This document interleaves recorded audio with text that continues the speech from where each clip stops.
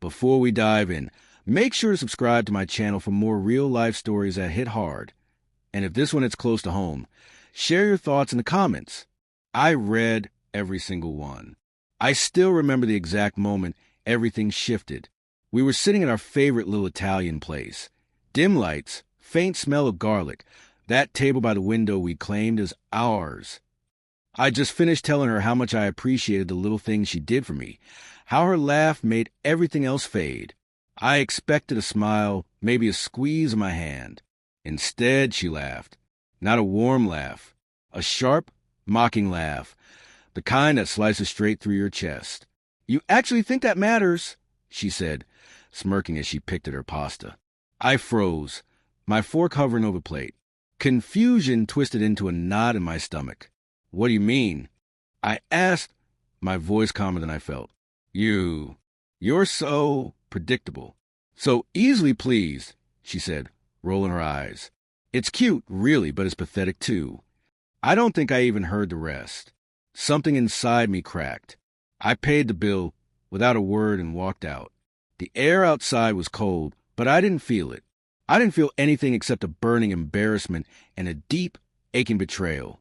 At first, I questioned myself. Had I overreacted? Was I too sensitive? Maybe she was just joking. I told myself that for days. But then came the little things, the missed calls, the texts she left on read, the sudden defensiveness whenever I asked where she'd been, the tiny lies about her schedule, the way she hid her phone when I walked into the room. I started noticing patterns I had ignored before. I found myself checking my phone at odd hours, tracing back her messages, looking for signs I didn't want to exist. And then I found it, the first real crack in her carefully built facade. A message from someone saved under a name I didn't recognize. The conversation wasn't explicit, not at first glance. Just jokes, laughter, inside things I wasn't a part of. But something in the tone, the way she typed, the way she responded with that same mocking attitude from the restaurant, it made my stomach twist. I tried confronting her gently at first. "Who's this?" I asked one night, holding my phone between us like a shield. "Oh, just a friend from work," she said, too quickly, too easily. My gut screamed otherwise, but I hesitated. I wanted to believe her. I wanted it to be nothing. Then came the day I stumbled across the photos. She had left her laptop open, and curiosity, a mix of dread and something I can't even name, pulled me closer. The images were there, subtle at first. Coffee dates, late-night dinners, inside jokes I'd never heard. And then the messages, confessions, laughs at things she never laughed at with me, intimate moments meant to be private. Every memory we had together felt suddenly like a prop in someone else's story. I confronted her then, this time with everything laid bare.